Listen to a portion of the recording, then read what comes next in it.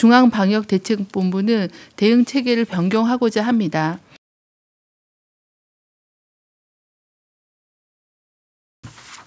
중앙방역대책본부는 그간 양상을 알 수 없는 신종 감염병의 특성을 고려하여 첫 환자가 발생한 1월부터 현재까지 모든 확진 환자를 경중에 상관없이 의료기관에 입원하여 격리 치료토록 하였습니다.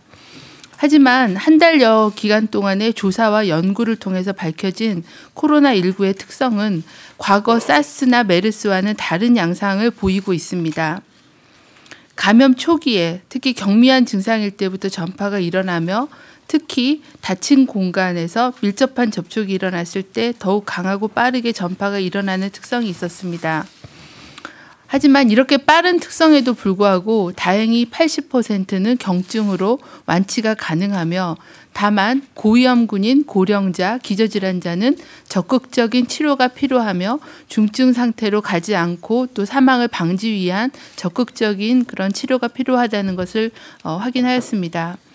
중앙방역대책본부는 지역사회 감염이 확산되기 시작하는 그런 단계에서 피해 최소화를 목적으로 하는 전략의 전환이 필요하다고 판단하였습니다. 대한의사협회, 병원협회를 비롯한 국립중앙의료원회, 중앙임상위원회, 범학계 코로나19 대책위원회 등의 전문가들은 한 목소리로 코로나19 대응 체계의 전략적 전환이 필요한 시점이라는 제언을 해주셨습니다. 특히 환자의 중증도에 따라 입원 및 퇴원 기준을 세분화하여 한정된 의료 자원을 효율적으로 사용하여 사망 등의 피해를 최소화하고 역학주사의 역량도 확산 방지를 위해 집중하며 전 사회적인 역량을 동원하여 사회적 거리 두기를 실천하는 데 정부가 앞장서 줄 것을 촉구하였습니다. 이에 따라서 중앙방역대책본부는 대응 체계를 변경하고자 합니다. 입원 치료가 필요한 환자는 적절한 전담병원에 입원 치료하고 경증 환자는 전파 차단을 목적으로 생활치료센터에서 생활하면서 의학적인 모니터링과 치료를 진행할 계획입니다. 아울러 진단검사 결과 2회 음성 등 전염력이 없어지는 그런 기준으로 격리 해제하는 현재의 원칙은 유지하되 의료기관의 입원 격리 치료 중에 임상 증상이 호전된 경우는 퇴원하여 생활치료센터에서 전염력이 없어질 때까지 경과 관찰 후 격리를 해제하는 방향으로 퇴원 및 격리 해제 기준도 변경하여 운영할 예정입니다. 환자의 상태에 따라서 격리가 해제됐지만 입원 치료가 필요한 그런 경우도 있을 수 있다고 생각합니다. 아울러 지자체 단위의 신속한 대응 체계를 강화하기 위해서 개별 사례 조사는 1차적으로 지자체가 선제적으로 시행하고 의료기관이나 집단시설들의 유행 발생 경우에는 현재와 같이 방역대책본부 즉각대응팀이 신속히 지원하여 추가적인 확산 차단을 해나가도록 하겠습니다.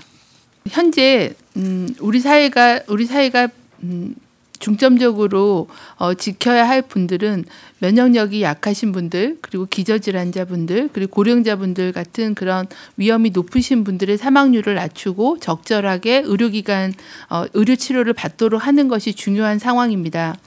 그리고 의료기관을 보호해서 많은 중증 질환자들의 의료 관리가 지속될 수 있게끔 하는 게 필요한 시점이라고 생각합니다. 코로나19는 치명률은 사스나 이런 감염병보다는 훨씬 낮지만 초기에 전염력이 높은 그런 특성이 있습니다. 이러한 코로나19를 극복하기 위해서는 기존의 봉쇄 정책은 검역당국이나 보건당국이 주도를 했다고 하면 앞으로의 전파 확산은 국민과 의료계의 협조와 참여가 굉장히 중요하다고 생각합니다. 각자 본인들의 건강을 잘 지키기 위해서는 개인위생, 손씻기, 기침예절 같은 아주 기본적인 감염병 예방 수칙을 잘 지켜주시는 게 필요하고요. 또 본인의 가족과 또 이웃과 친구들, 동료들의 건강을 지키기 위해서는 호흡기 증상이 있거나 아픈 경우에는 반드시 집에서 치료를 하고 머물러 주시고 사회적 그런 거리두기를 통해서 전염이 되는 거를 좀 막아주시기를 그렇게 부탁을 드리고요. 그리고 또 하나는 의료기관이 보호가 되어야만 저희가 제대로 된 일반 진료와 코로나19 진료를 받을 수 있기 때문에 의료기관을 갈 때 지켜야 되는 그런 수칙들, 또 의료인들을 보호해 주시는 그런 노력들도 동참해 주시기를 부탁을 드립니다.